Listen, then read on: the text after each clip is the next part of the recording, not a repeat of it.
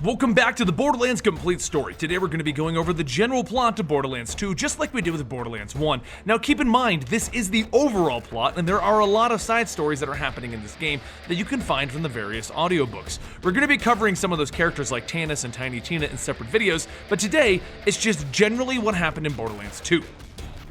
Things start up with 4 new Vault Hunters arriving on Pandora, but the train that they're arriving on is a trap set by the evil villain, Handsome Jack.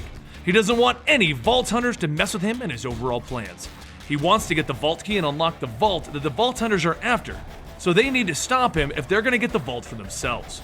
The 4 Vault Hunters wake up in the snow in front of a small robot named Claptrap who's there to greet them, and a voice in their heads calling herself Guardian Angel, telling them that they need to follow Claptrap. The first problem that they run into is that they're in the frozen wastelands with no hope of escape.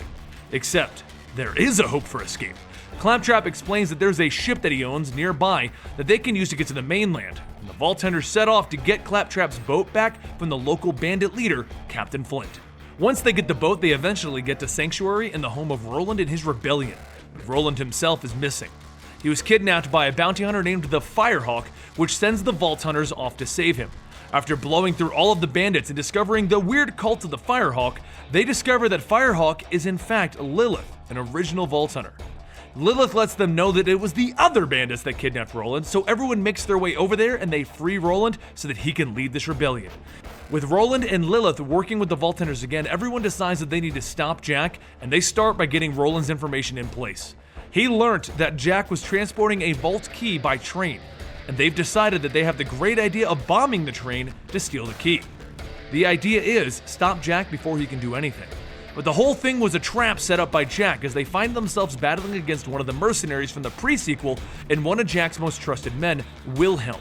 The battle is intense, but they do defeat him, and Roland decides to take Wilhelm's power core to power the shields of Sanctuary. But that is also another trap, and the shields completely fail, leaving Sanctuary open for an assault from Jack's base located in space. As a last-ditch effort, Lilith uses everything she has to teleport all of Sanctuary away and into the sky as a floating city. It is then that the Vault Hunters learn the truth. Jack is trying to charge the Vault Key using Angel as the power source to power it, and then use the charged Vault Key to open it up and release the Warrior into the world. The Warrior is a powerful lava, iridium, and rock creature that will do as Jack demands, allowing him to kill all of the bandits on Pandora.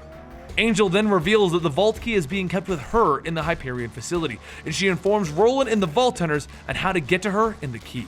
The Vault Hunters go ahead and meet Brick from the original game, and since they met Mordecai earlier, this means that they have now met all of the original Vault Hunters. They then embark on their mission to assault the Hyperion base and take the key. Once they get into Angel's cell, they discover that not only is she a real person and not just a voice, but she's also Handsome Jack's daughter. She tells them that they need to kill her to end this and prevent Jack from taking control of the Warrior. And while they don't want to do this at first, they eventually agree that this is the best option. With Handsome Jack pleading for them not to kill his daughter, the Vault Hunters eventually break through the defenses and they kill Angel. Handsome Jack then teleports, enraged by the fact of what the Vault Hunters just did, and then he kills Roland and he kidnaps Lilith, because if he can't get this done with his daughter as the Siren, he'll just get this done with a Siren. Just as Jack is about to kill everyone, Lilith uses the last of her power to teleport everyone away from the facility, leaving Mordecai and Brick to come up with a last-ditch effort plan. Their plan is to meet Jack in the vault and stop him before he can do anything. While they do figure out where it is and how to get there, they are too late to stop Jack from reviving the Warrior, and the Vault Hunters all begin by attacking it and tearing it apart. Of course, they win, and once it's all done, they kill Jack, ending his evil reign of terror. Lilith then tries to destroy the Vault Key, but she in fact activates something that beams into the sky and reveals the location of a ton of other vaults scattered around the universe. There's just no rest for the wicked. And that is the story for Borderlands 2. We will be doing pre-sequel, but I want to know from you guys in the comments down below, what characters do you want to know more about? Tannis, Tiny Tina, or other characters? Let me know their name in the comments down below, and we'll look it up and figure out what we can find in the video game and let you know about their history. Thank you, and follow us on Twitter @EligibleMonster.